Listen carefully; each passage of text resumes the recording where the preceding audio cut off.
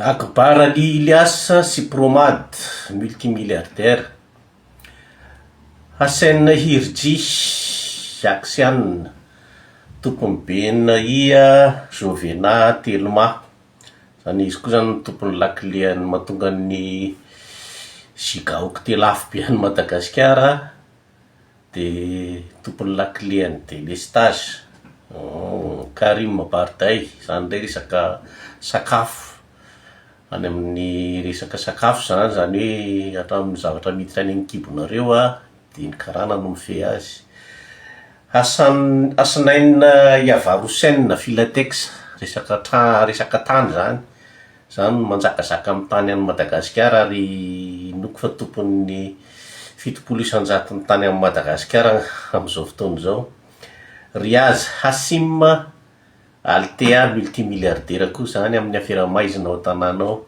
Iqbar Rahim Galana, vao miteny Galana ianao dia ampifandraisa amin'ny Jirama, dia fantatro ny tiako tenenina.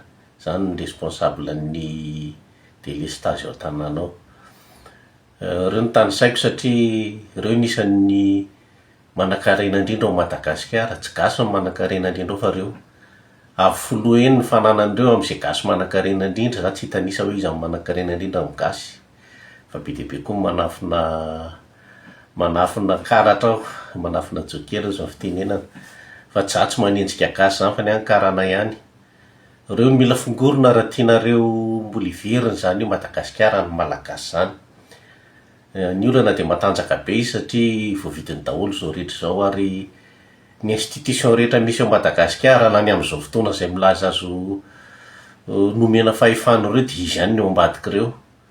Zany sakaiza mimpandresy lalandava, nizaniza mitatatata sy mimenimenina eo tsisy fitiavan-tanindrazana zany ao, fa ny karana matory tsy voakitika dia misy dikan'izany, alefaso lavitra amin'ny fisainana.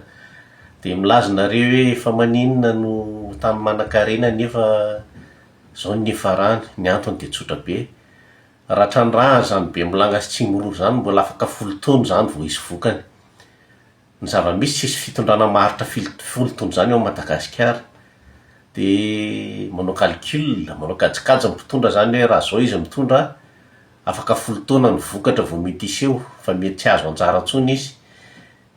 Dia inona no ataony raha manome milliard 500 milliards ariary fotsiny karana dia efa mihodina ny lohany, dia efa tsisy rarainy an'izany malagasy zany. Ary io niza mpitondra tonga eo, fa tsy hoe akory zay vao avy nesorina teo sy ny mbola efa nesorina tany aloha tany zay mbola hitondra eo koa, satria tsy hananan'ny malagasy zany tena fitiavan-tanindrazana zany.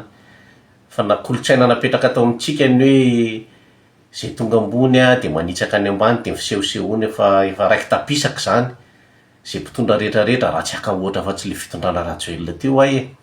Hitantsika tsara ny fidingidinginy rambony zay rehetra nazo fahefana, maivava, manambanimbany olona, fihetsiketsehana mibobaka aho zany tanora, aiza moa ny olona nitsoromitra e, satria izany ny zava-misy.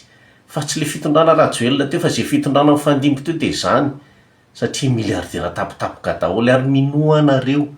Fa reo zay mbola zay voatendry mbola ho minisitra, zay efa voatendry moa izy teo, za aloha dia mieritreritra hoe kely fanantenana reo olona, fa zany hoe mba tsy hipetraka amin'ny toeran'ny pessimiste lalandava dia alohantsika afaka volana vitsivitsy ny fampitsara, fa za tsy manana fanantenana amin'ny fitondrana zay naka fahefana io. Naka fahefana aho fa tsy nisy vahoaka ny fidy io fa averikany Koto-Zafy any Lexis.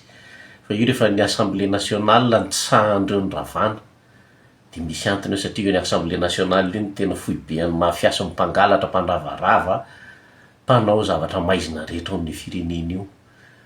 Sady mahazo 50 millions vidina gasoil sy carburant isam-bolana ny tsirairay avy mbola mandray karamazah tapitrisa koa. Dia ahoana moa no ravaravana fotsiny amin'izao?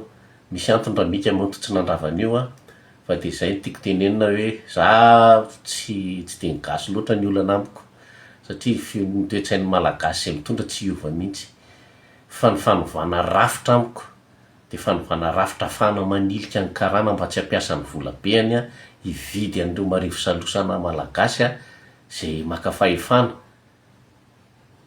mba tsy hahafahany karana manao an'izany ntsony fa mba tena isika malagasy no anapa-kevitra sy andidy amin'ny firenentsika. Zay ny tanjoko zany. Zay fa de manaraka indray.